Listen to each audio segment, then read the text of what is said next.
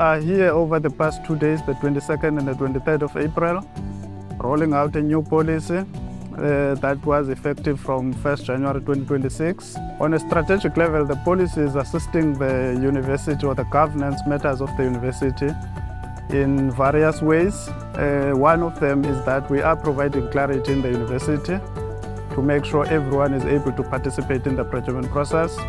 But secondly, the policy itself is focused more on the initiatives to improve quality of what we procure and relevance. Thirdly, it will then be assisting to be able to be efficient in terms of rolling out the projects that we need to do and then spend the budget, particularly for external funded projects. In terms of the culture change we're expecting to get out of this workshop is the more involved colleagues in the university in the procurement processes. But secondly, we are hoping that then they are learning a lot in terms of improving the quality of the requests that they make, which is what we call specifications. But thirdly, also to guide them to be able to support the initiatives of being compliant. Being in university, we are more expected to be more compliant for many reasons, reputation and attracting more money and all of that. But lastly, maybe we would say we are hoping that the colleagues can really plan for their activities so that we can then within the right time as well be able to achieve what we want to achieve. The advice that I can actually provide to the university community is that you must plan. After you have identified needs, you need to plan. You know, you should avoid submitting things last minute. Don't come to us now and then expect the delivery of the services within a few days. Give us time also to follow our process, because people will come last minute and then expect miracles, but that is not the case, and that might also compromise the quality of your goods or service.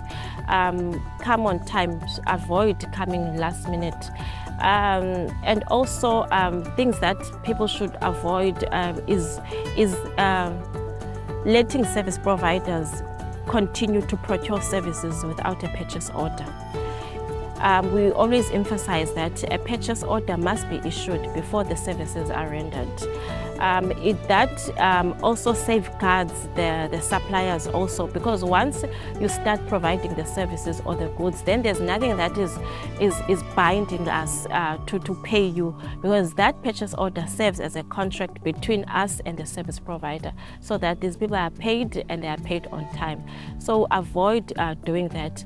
Also, the splitting of quotations from the end users. End users, we pick that when these requests come. We can actually see when you are avoiding a process, whether you are avoiding an RFQ process or a tender process. That is when we see that we get quotations of 9,999 Rand 90. So we see that, okay, maybe they were avoiding the procurement process. So we do pick up the splitting of quotations. So people should avoid such things, because those become audit queries as well. It is important for staff to know about the SCM policy. I think first of all because it gives guidance in terms of what is expected from the staff in terms of engaging with the procurement process. And it also makes sure that the staff behaviors are aligning with the expectation in terms of compliance. Because as you know, in procurement, everything that we do has to be policy compliant for it to be audit ready. And I also think that with this policy, there are a lot of clarity areas that it brings about, because a lot of people that are administering procurement at Fort Hare didn't know the expectations, and now there are a lot of also new things that were not in the old policy, which I would like to encourage all the staff to actually go through and see what is there for them, especially the things that were not there before. We're all working towards the same goal of trying to make sure that this university is still there tomorrow. For me, sustainability is very important, because I think if we're not looking out for our future today, a lot can go wrong. So I'm just encouraging the colleagues to be more alert in terms of the things that we do today that will affect the tomorrow that we want to see.